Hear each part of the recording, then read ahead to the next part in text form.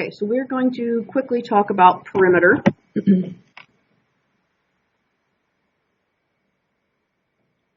Definition of perimeter is the distance around an object. So distance around an object. Do not confuse perimeter with area. So if I have a rectangle here and this is 5 feet by 3 feet, the area is still base times height, which is 5 times 3, which is 15 feet squared. Perimeter, so that'd be kind of like if you were laying sod in a yard. Okay, so what's the area of my yard? Perimeter would be the fence, the length of fence that you want to put around the yard. Okay, so it would be the pink. So the perimeter is adding up all the sides. Okay, so adding up all the sides. So I see a 5 and a 3.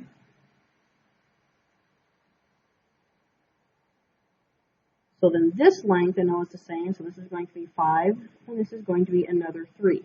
So plus another 5, plus another 3, gives me 8 plus 8, gives me 16 feet, not feet squared. We do not buy fencing in square feet, we buy it in lineal feet. Okay, so there's a difference between perimeter and area. I'm going to bring back one of the examples that we did earlier.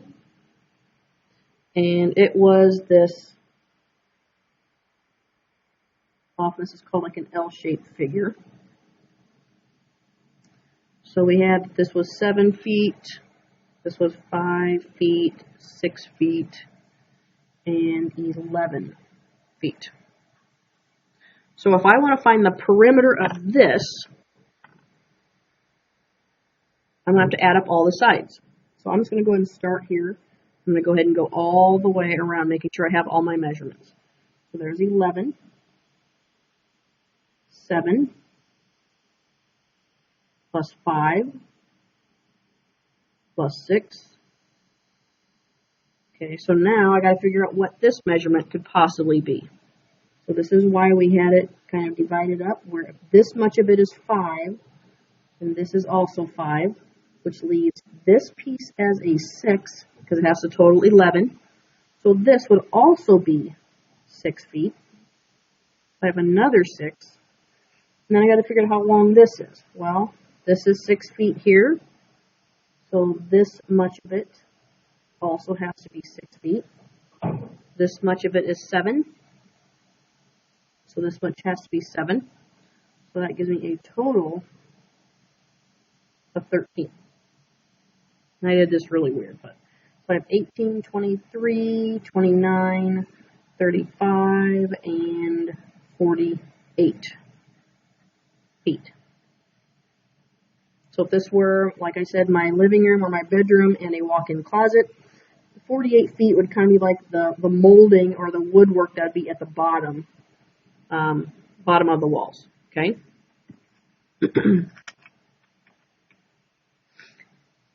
And I think that is all we're going to be doing for perimeter, is just knowing that you either have shapes, but you're adding up all the sides. I do want to do one more example. I just thought of it. If I give you a square, and I want to find the perimeter,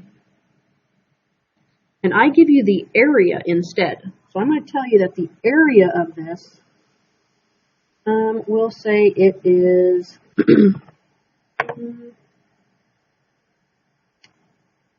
50 square feet. Now this might come out to be a fairly nasty number, but that's okay. So if the area is 50 square feet, I need to think about, so a side times a side equals the area. So that means a side squared equals 50. Okay, so if I square my sides, that's going to give me my area. Well, I got to find my side. So I'm going to take the square root.